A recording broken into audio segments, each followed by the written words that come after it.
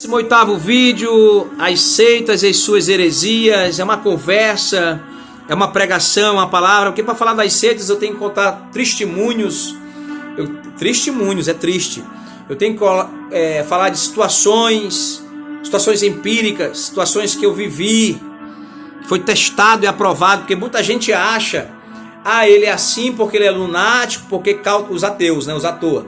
Que cauterizaram a mente dele, fizeram uma lavagem cerebral e ele é da igreja. Não, eu sou da igreja pelo poder que há no nome de Jesus, pelo poder do Espírito Santo de Deus, pelo poder desse Deus, desse céu azul que está em São Luís do Maranhão, 27 de julho de 2022, nesta manhã, às 10 horas da manhã, pontualmente chegando o relógio, alguns segundos para 10 horas, e eu estou aqui em São Luís do Maranhão para pregar para o Brasil, para onde quer que seja, onde chega essa palavra, para instruir os irmãos na doutrina da fé, na sã doutrina, na apologética, na defesa da fé, na palavra. Vamos falar sobre casamento, sobre jejum e oração, sobre adultério, sobre prostituição, sobre chamada ministerial, sobre muita coisa, restituição, restauração, são muitos temas que alguns irmãos, eu não sou muito conhecido, mas alguns irmãos mais próximos vão dando os temas, fala sobre a lei e a graça. E hoje, no último vídeo, eu não abri a Bíblia, e agora eu preciso abrir as Sagradas Escrituras. Nós estamos falando sobre os primos, os sabáticos. Vou para um debate nesse sábado, no outro com os sabáticos. E vou participar de muitos debates, porque a gente incomoda eles vão chamar a gente. Porque tem uns estudiosos do lado de lá, renomados. Gálatas capítulo 3, ou a lei ou Cristo. Minha epígrafe, mais uma vez eu repito, diz: a lei é impotente para salvar, mas conduz a Cristo e a fé. Vou ler os 3 primeiros versículos. Ó insensato Gálatas. O apóstolo Paulo, escrevendo a Galácia do Sul, começa dizendo isso: ó insensatos Gálatas, quem vos fascinou, acho bonito esse texto, para não obedecerdes à verdade, a vós perante os olhos de quem Jesus Cristo foi já representado como crucificado? Só quisera saber isto de vós: recebeste o Espírito de Deus, o Espírito Santo, pelas obras da lei ou pela pregação da fé? Sois vós tão insensatos que, tendo começado pelo Espírito Santo, acabeis agora pela carne? Será em vão que tenhais padecido tanto, se é que isto também foi em vão? Aquele, pois, que vos dá o Espírito e que opera maravilhas entre vós, o faz pelas obras da lei ou pela pregação da fé? É acaso de Abraão, que creu em Deus, isso lhe foi imputado como justiça? Sabei, pois, que os que são da fé são filhos de Abraão. Ora, tendo a Escritura previsto que Deus havia de justificar pela fé. Olha que texto interessante, versículo 8.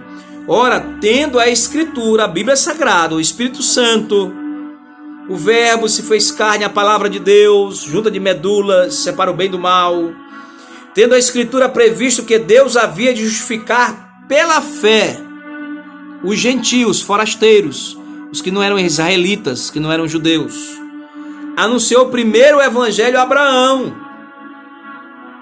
na geração abrâmica, dizendo: todas as nações serão benditas em ti. Não tinha um representante, então o representante foi Abraão. De sorte que os que são da fé são benditos com o crente Abraão, com o crente que crê Abraão. 10. Todos aqueles, pois, que são das obras da lei estão debaixo da maldição. Não sou eu que estou falando, é a Bíblia Sagrada. Explica isso aí, sabático.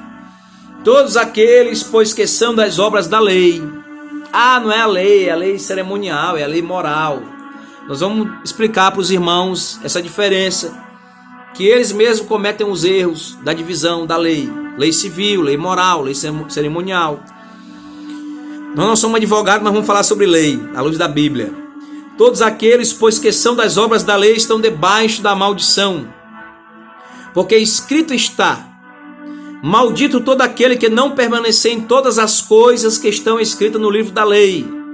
Uma mulher nos seus dias de regra, menstruada, era considerada impura e não podia entrar no templo. Está na lei.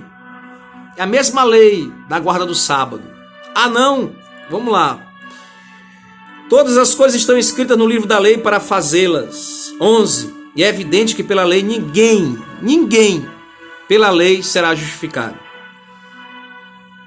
Ninguém será justificado pela fé. Está escrito no livro, na carta de Paulo à Galácia do Sul. E é evidente que pela lei ninguém será justificado diante de Deus, porque o justo viverá da fé. Tem umas traduções que é por fé. 12. Ora, a lei não é da fé, mas o homem que fizer estas coisas, por elas viverá. Cristo não resgatou da maldição da lei, fazendo-se maldição por nós, porque está escrito, maldito todo aquele que for pendurado no madeiro. Cristo nos resgatou, perdão.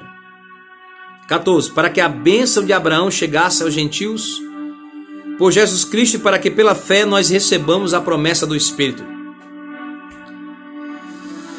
Irmãos, como o homem fala, se o testamento de um homem for confirmado, ninguém o anula, nem lhe acrescenta alguma coisa.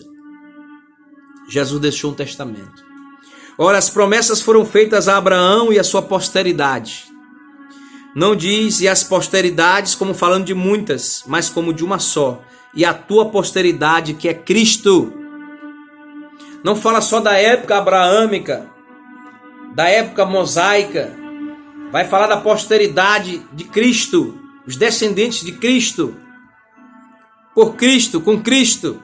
Mas digo isto, que tendo sido o testamento anteriormente confirmado por Deus, 430 anos atrás, a lei, que veio 430 anos depois, não invalida de forma a abolir a promessa. Porque se a herança provém da lei, já não provém da promessa. Mas Deus, pela promessa, a deu gratuitamente a Abraão. Logo, para que a lei foi ordenada por causa das transgressões, até que viesse a posteridade. Então a lei vai ser anulada, ou como se falasse no português de hoje, arquivada, porque agora vai ter a Constituição de 1988. Entende a simbologia, trocadilho? Agora vai ter uma Constituição mais atualizada. Vai ser promulgada uma lei atualizada por Deus. E essa lei está antes de Cristo e depois de Cristo. A história toda da humanidade é dividida assim. Agora Jesus morre na cruz do Calvário e nasce uma maior e melhor aliança. Está escrito na palavra de Deus. Perdão. Voltando ao 19. Porque para que a lei? Logo para que a lei?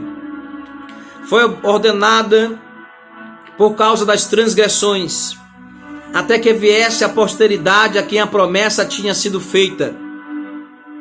E foi posta pelos anjos na mão de um mediador. Quem é esse mediador? Jesus. Ora, o medianeiro não é de um só, mas Deus é um. Deus e Jesus e o Espírito Santo são um. Logo, a lei é contra a promessa de Deus? De maneira nenhuma, de sorte nenhuma. Porque se dada fosse uma lei que pudesse vivificar, a justiça na verdade teria sido pela lei. Mas a Escritura, a palavra de Deus, encerrou tudo debaixo do pecado, para que a promessa pela fé em Jesus Cristo fosse dada aos crentes. Eu não sei como é que esse povo consegue ser enganado pelos sabáticos. Não sei, porque está tudo escrito. Porque os mestres, os professores, esses falsos profetas, isolam os versículos e vão casando versículo herético aplicado fora de contexto com versículo aplicado fora de contexto. E enganam a muitos. E os nossos professores, que não são falsos profetas, vão refutando cada versículo. Aqui eu estou lendo o capítulo todo, que é para os simples, para todos entenderem. Gálatas capítulo 3. Nós voltamos já. A graça e a paz do Senhor Jesus.